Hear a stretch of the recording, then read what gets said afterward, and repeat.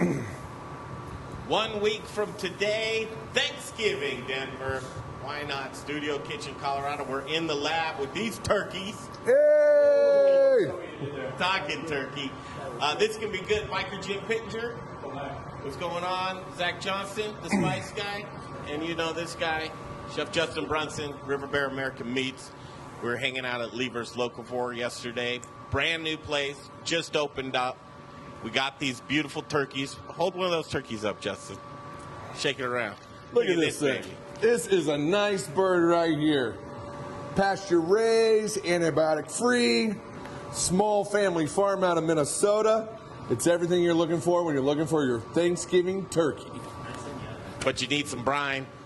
We're going to brine some turkey. All right, so Biker Jim and I, here's what we're going to do. We're going to ask the questions that you may be thinking. Thanksgiving's coming up. How do you prepare your turkey? I'm going to ask the dumb questions.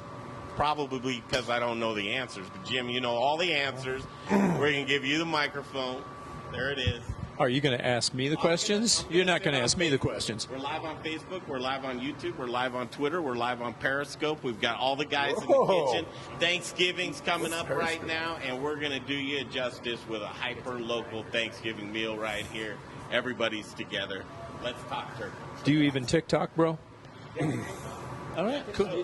We've got people tuning in right now. Don't even know. Yo, what's up, people? Guys, yep. All right. Any question? No question. An answer. Okay, first off, I have a question. Yes. Why brine? Why not? You like juicy birds?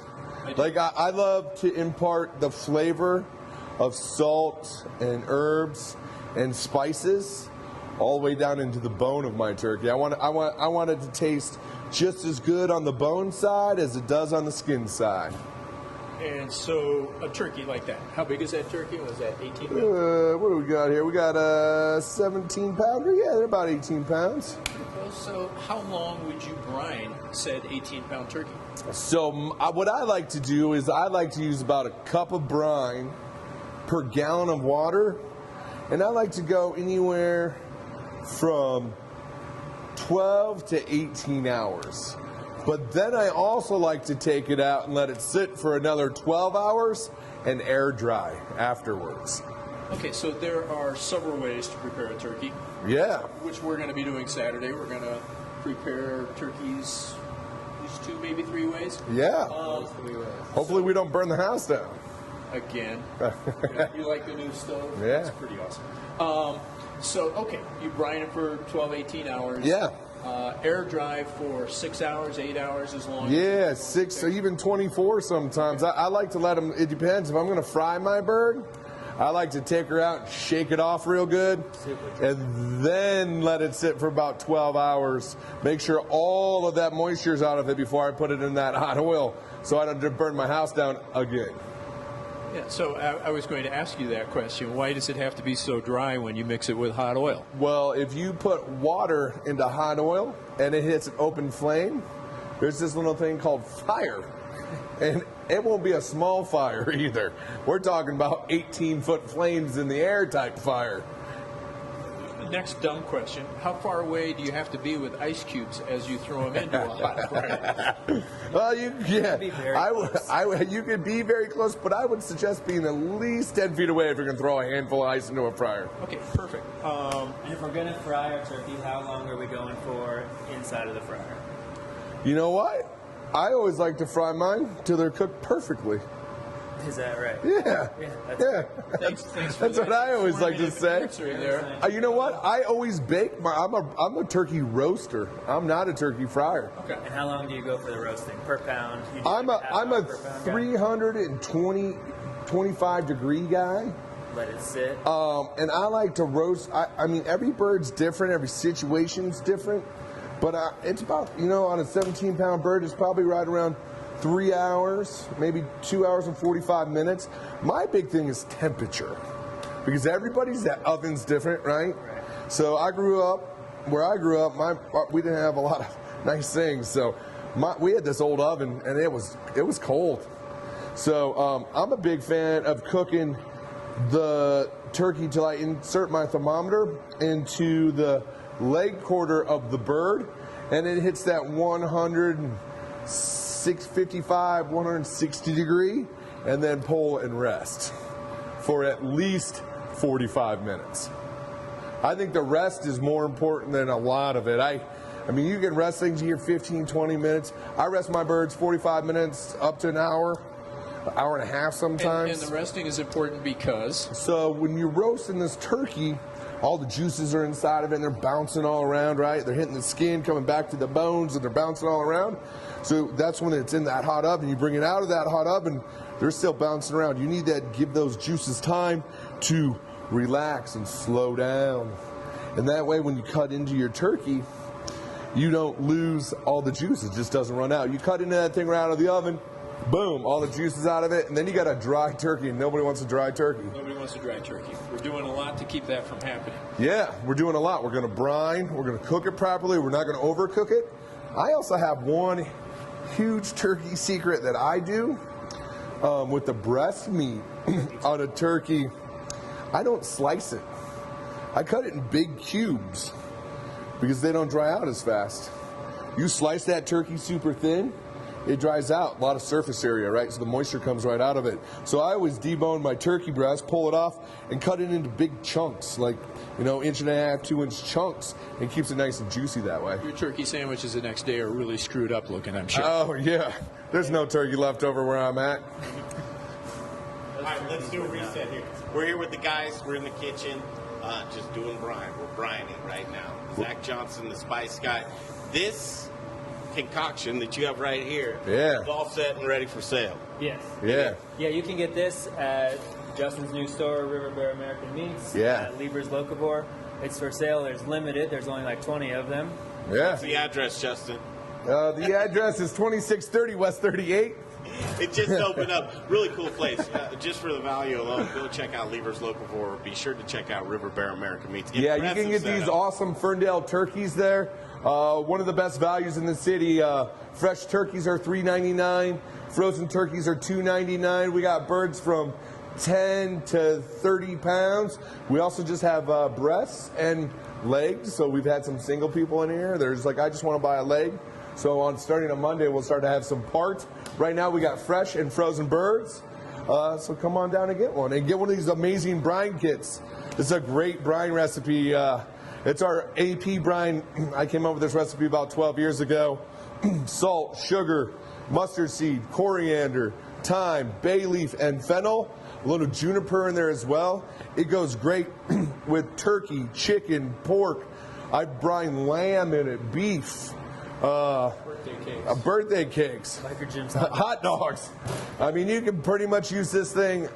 It's an all-purpose brine. So if I heard that right, you gave the spice guy the recipe. You can assemble that. Yeah. Folks can reach out to you. Yes, Zach actually makes all of our spice blends for River Bear American Meats. All of our salami, our sausage, our bacon dry rubs. If you're a small company and looking for somebody to bulk make your spices, he also makes my fried chicken dredge. You know, there's some secret recipes you might not want all your cooks to have, like my fried chicken dredge. So I have my friend Zach over here make it. It comes in a box, and then, boom, my recipe's secret, just like the Colonel's. We're taking questions on the Modern Eater Facebook page. Just check out on this video. Ask a question, they'll answer it for us. We're going to dig in. We're going to open up this turkey. Yeah. Get the brine away. But Saturday night, you mentioned it, we'll be back here, Jim, the whole gang. Saturday night broadcast starting at 6 p.m. with the brine turkey ready to roll. Yeah, let's do it. Let's make the brine first, right? Did we start out the beginning, like, what is brine? Did we actually we talked about it a little bit. What does it do to a bird? Okay. So brine is, I mean, it's the way to season the bird all the way down to the bone and make it juicy. So it's just a little thing called osmosis, right? So liquid out, liquid in. Why can't you do that an hour beforehand? Oh, well, you need more time. You could brine something an hour beforehand, but it's only going to get in just a little bit. So we want to brine our bird that 18 to 24 hours to really get it down into the bone. How do you know that sweet spot? 18 to 24, you said? I mean, I've cooked and I've brined enough stuff. I think just experience. So that's what you're saying? Yeah. 24 hours? Yeah. You're talking about brining a turkey. A turkey. For 18 hours. Yeah. I mean, you could take a chicken breast. You can brine that for an hour or hour and a two. half right before you cook it. And yeah. So depending on the size of Or what you want to brine. brine. Something like and how much time you need. brisket to make pastrami, you might brine for 11 days. Right. Right? It all depends on how much you want to get in there. My thing with brine, if you brine something too long, it gets what I call hammy. So we're trying to season this bird. We're not trying to cure it. So if you go a really long brine on something, you'll start to cure it like a ham. It'll have more of that dense hamminess to it, where we're just trying to impart seasoning and flavor into our bird. So if somebody's at home, they're like, I want to do this right now. What exactly do you have here? What do I need? What are my tools? I mean, you can make a simple brine at your house. You can take a half cup of sugar and a half cup of salt to a gallon of water, and you can brine anything in that. Yep. Yep. I mean, that's a simple brine. I use it all the time at the house. You know, I don't have stuff laying around. I just put salt and sugar and water together, and we put fish in it. We put chicken in it, pork chops, lamb shanks. I always brine my lamb shanks before I sous vide them. What we're saying, Toothpaste. go this week, go get this, go get the turkeys, get it together. Yeah. You're going to need a bucket. You're going to need ice. Yeah, so there's some stuff you're going to need to have a brine party. You're going to need some kind of bucket or contraption. You can use a bucket. You can use an igloo cooler. You can use a Yeti cooler. You can use a giant plastic bag like a trash can. They sell turkey brine bags at most grocers at this point. Now, would you use a stock pot? You could use a stock pot, but I wouldn't use an aluminum stock pot. I would definitely use a stainless steel one or something that's got an enamel. Like I have a nice Le Creuset one at the house that we use all the time. Because we definitely want to keep the salt away from the aluminum with the bird. Yes. Yes. And why do we want to do that? We don't want to eat that aluminum. Well, that aluminum comes off and attaches to this turkey, and then we're eating aluminum. So we don't want to eat aluminum, just like we don't want to smoke anything in aluminum cans. Not anymore. All right. So we're going to start making some brine here now. We got step one. We have measured out our brine. We have 5 cups of brine in here, all right? Because we have 5 gallons of water. Yep, we have 5 gallons of water, so we're going to go 1 cup to 1 gallon. We're going to do all of it at the same time. We're going to do it all at one time. We're going to dump that in there. Looks like he's making polenta. It did look like polenta. You can whisper to me all you want. Everybody's going to hear that, Zach. So we're going to take this, we're putting this into hot water because we want the salt and sugar to dissolve. And we also want to start extracting some of the flavors out of our herbs that are in there. So when I do this at home, I like to do this and then I let it steep for about 30 minutes actually. But we have the magic of TV here. Right? So we're going to put it in there, dissolve it, and we're going to act like 30 minutes just went by. I'm going to look for the other pot you have underneath this thing that's been sitting for 30 minutes. Oh, yeah, sorry. Pulling out a fully baked cake. Yes. Poof. Fully baked cake. Can you moisten those first? Yeah, make sure they're nice and wet. Another thing, folks, when you're at home, don't grab anything out of the oven with wet towels. Very dangerous. Can I bring this down to your right, please? There we go. Look at that teamwork. Cool. So now we have our beautiful salty and sugary brine. And over here we have some ice water. So we're going to add this to our brine as well right now. Ooh. Oh, yeah. Commit to the pour. That's fine. I'm an adult. Kind of. Awesome. Cool. So we put ice water down into our brine because we want to chill it off as fast as possible so we can put our turkeys in there because we don't want to put our turkeys into a hot brine. Because They'll start cooking. We'll start poaching them. We want to wait till our cooking process to cook our turkey so we can cool this guy down. Give her a little stir there. And we're going to open up our turkeys now. And we can start talking about turkeys. you want to talk turkey? Yeah. Tell me turkey stuff. Turkey stuff. So you want to find a turkey that is raised properly. You know, there's a lot of turkeys out there. I really like something that's antibiotic free. To me, that means the turkeys were raised with enough room around them where they don't need antibiotics their whole life. And a young turkey, you don't want an old turkey. No. Like one of those big 40-pound tom turkeys is like eating a shoe. Oh, geez, I have an 80-pound turkey. I'm brining back at the commissary. I started it this week. Hopefully it'll be done by next week. Yeah. Aluminum bathtub. I have a question for you. Yes. So this is a 17.5-pound turkey. Yes. How much turkey do you usually have per person? So you have a 17-pound turkey.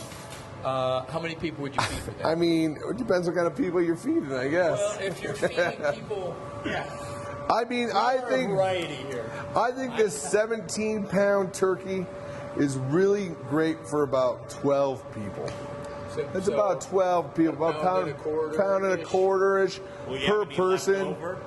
Well, I mean, I like to send people home with leftovers, so I always cook 2 turkeys. I'm a 2-turkey guy. We got a ham going. I got my smoker going outside with some stuff.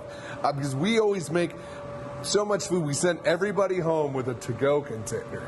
Yeah. Everybody that comes to my house gets a to-go container, because that's the best part is later that night when you're in the refrigerator, your boxers eating the cold stuffing at the refrigerator with it wide open. That's the best part about Thanksgiving as far as I'm concerned. So boxers, eh? Boxers. Yeah. I'm a brief guy myself, and this is totally commando. Totally commando guy. Awesome. Depends. Well, that's awesome. Speaking about turkey, so let's open this turkey up. It was Zach Commando. I'm a brief guy. So we're gonna open this up with Zach's dull knife. You jump in here. So we were talking turkeys and the integrity of the turkey. Yeah. You sourced yourself some. Yeah. So I love these guys at Ferndale. We have a great relationship with them. This is actually the same turkey that I make my deli turkey meat with at River Bear. So super great, small family farm, free range turkeys. They're happy. They're running around. They got little shelters for the turkeys to get out of the sun with, or the hailstorm. People are all like, "Oh, I want a local Colorado turkey." Well, there's very few of those. A little thing about turkeys. Turkeys don't really do so well with hail. And we have huge hailstorms here in Colorado. They try and catch up with their tongue or something. Yeah, so that's why we don't have a lot of turkey farms here in Colorado. Those big hailstorms we get in June will take out your whole flock. I mean, we've all seen inch, 2-inch, So 3-inch. No hormones? Yeah, no hormones, no antibiotics, clean feed program. A lot of people are into the heritage turkeys. I'm not into a heritage turkey because they're all legs, very small breasts on them. So I want a quality bred turkey, but I'm not personally into the heritage breed. And yours are free range too. Yes, free range. They run all over the place. They're very happy. You can check these guys out. They have a great website. There's a lot of videos on the birds. You can really learn about the Ferndale turkeys. You like live stream and pick out which bird you want. Yeah, Kinda like I'll take free range lobster. free. Yes. So we all know turkeys. They have giblets in them, right? I was saying, I know people talk about stuffing a turkey, but this one already looks stuffed, Justin. Well, What's it stuffed with? So it's not stuffed. Well, it's trussed already, which is pretty awesome. Because you always want to truss a piece of poultry when you cook it. But you want to take a look at 2 different areas of your turkey when you get your turkey in. You definitely want to look into the cavity.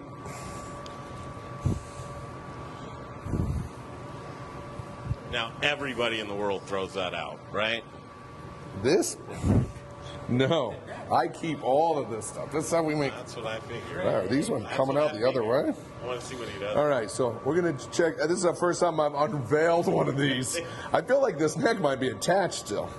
But so there's 2 areas of a turkey. You want to look in the cavity, but you also want to look under this little flap right here up front, because this is usually where you're going to find your giblets. Right. Do these birds there. Do these birds come frozen, Justin? So turkeys are kind of funny, and I've just learned this. Just getting. Oh, sorry. You want to pull the neck out of the cavity here, right here, right? So You got to pull the neck out, and you want to keep this to make your stuffing with. Is that an exceptionally long neck, or is that like No, I mean neck? this is a normal sized neck. I mean, if this turkey's Say that neck weighs. running around, it's running around like this. This is what it's doing. It's running around like this. You see it? Can you imagine his little head's up here? It's like. Yes, he was. Yes, meeting his friends. So we got the turkey neck out. We got the giblets out. So I just learned something about turkeys. Fresh turkey, not really a thing. So they come deep chilled, which is 32.9 degrees. So they actually are they're pretty.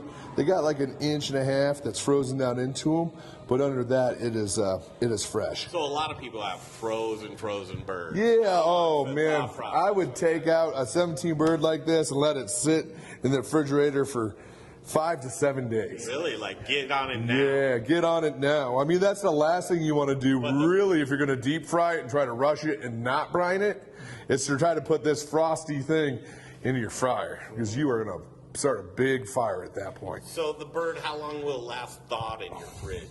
I mean, so most of these turkeys, once you get them, there's a use-by date, but a lot of those use-by dates are going to be, 10, 12 days. It's the way they package them here, pretty airtight packaging. They're coming from a good farm. Hopefully they're coming from a good meat market where they didn't keep the ones from last year. So Now, what happens if you actually get a turkey frozen and its use-by date is like a year old? Well, I mean, your turkey's probably still fine. It was probably a turkey from the year before that didn't get sold. The first thing you're going to want to do is find yourself a new butcher because he's selling you last year's turkeys. So personally, I brought in a bunch of turkeys this year. If I don't sell the turkeys that I'm going to bring in for the holidays, we're going to do something with them. We'll spatchcock them out. We'll cook them. We'll have a fun turkey cook day. But you should, between Thanksgiving and Christmas, there's a lot of turkeys cooked. So, for Greg, would you mind describing what spatchcocking is? I know what it is. You cut the spine out and open it up. Yeah. And lay it down flat. What's up now? It's funny, and I think the turkey's a very underutilized bird, man. Everybody eats them for Thanksgiving. They eat them for Christmas. I mean, I don't know, we eat a lot of poultry in my house. My wife doesn't eat red meat, but she does eat poultry. So, I mean, we cook a lot of turkeys year round.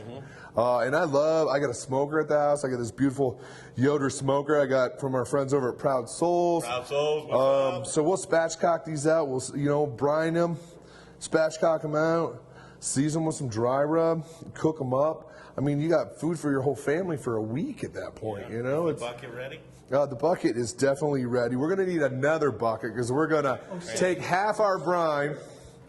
We can do this several ways. Why don't we, you know what? We're going to put this jive turkey in this container right here.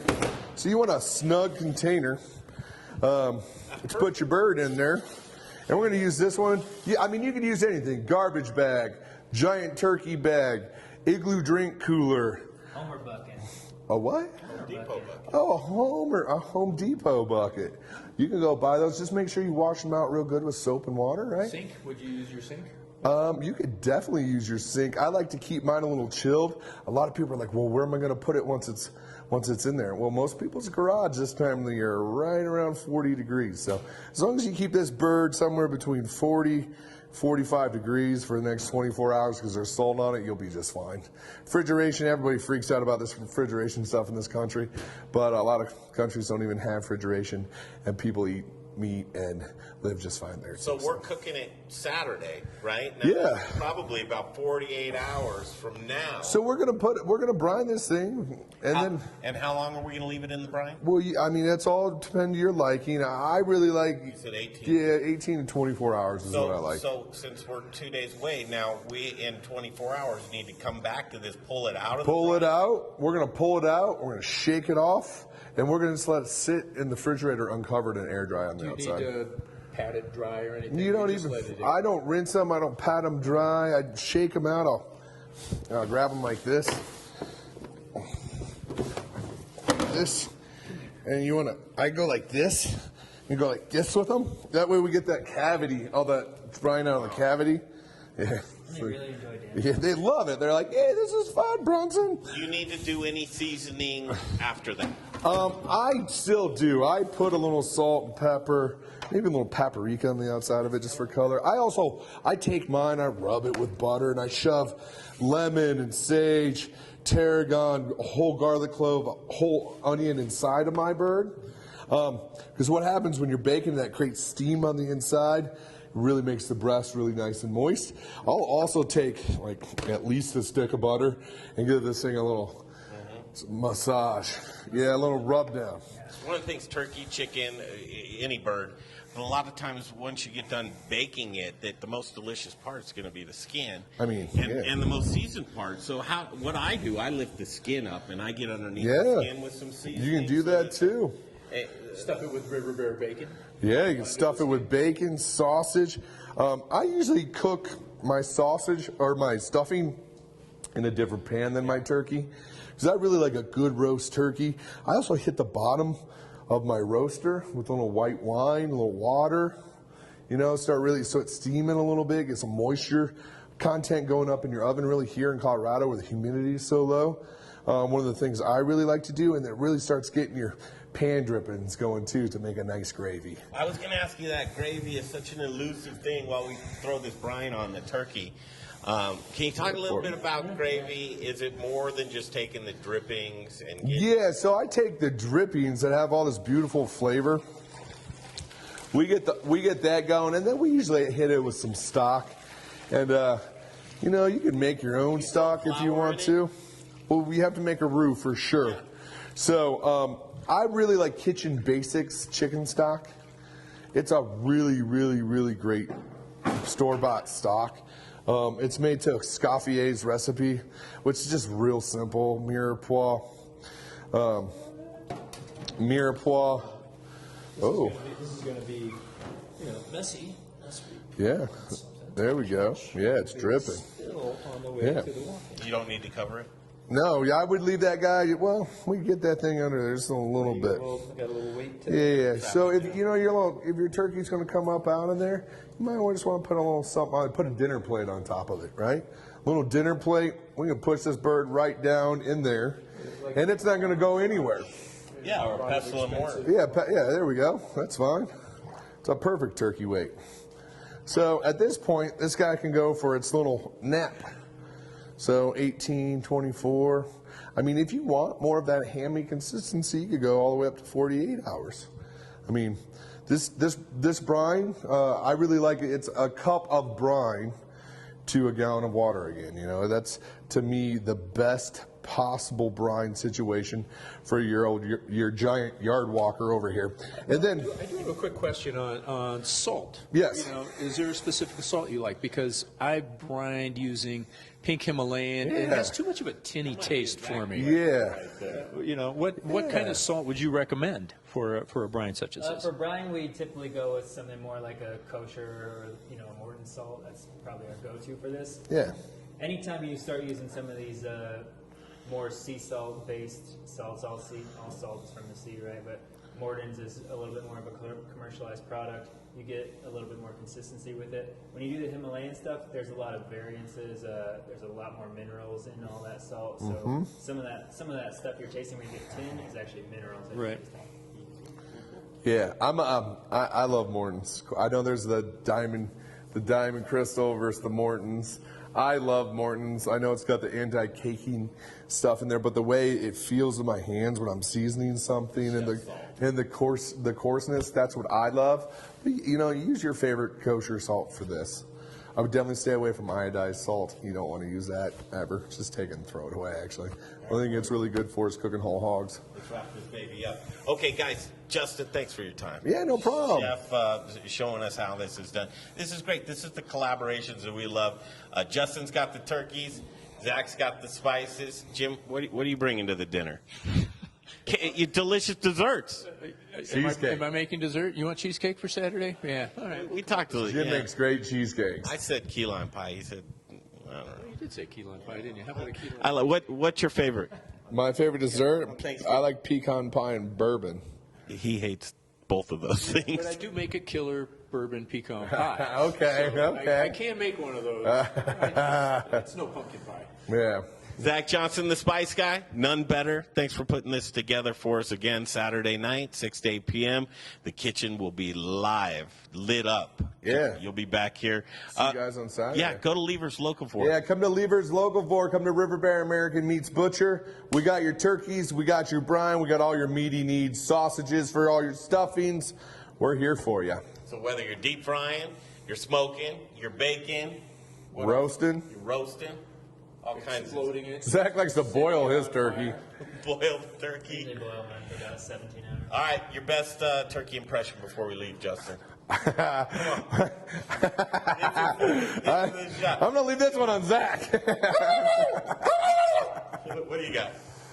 That's what your mother said last night, Trebek. You guys did much better than I'm going to. Yeah. Give me one. I'm good, my friend. I'm good. Made him laugh, though. All right, signing off from Studio Kitchen, Colorado. Get ready. Thanksgiving right around the corner. You got to be locked and loaded. Yeah. We'll catch you down the road on the Happy Mom. Thanksgiving. Yeah, happy Thanksgiving. Hi, Mom.